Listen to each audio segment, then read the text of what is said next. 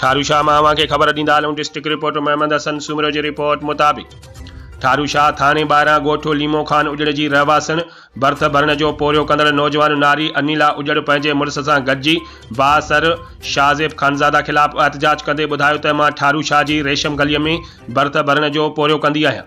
मूंखे बासर दुकानदार शाहज़ेब खानज़ादो मुख़्तलिफ़ बहाननि सां तंग करे मुंहिंजी इज़त में हथ विझी रहियो आहे, जंहिं ते मां पंहिंजे मुड़ुस वटि दाह कई, जंहिं मूंखे ठारूशाह जे काज़ी घराणे ॾांहुं वठी वियो, जिते असांजी दाद रसी न थी।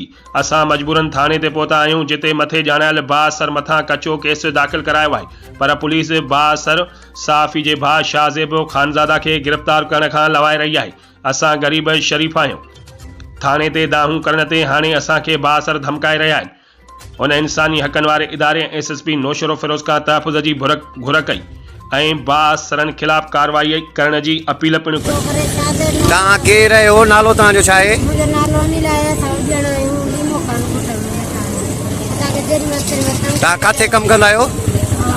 खानदान वटि कमु कंदा आहियूं। अमीन जो नालो आहे, जंहिंजे छोकिरे घर कमु कंदा। अच्छा, तव्हांखे तंग केरु थो करे? शाहज़ेब।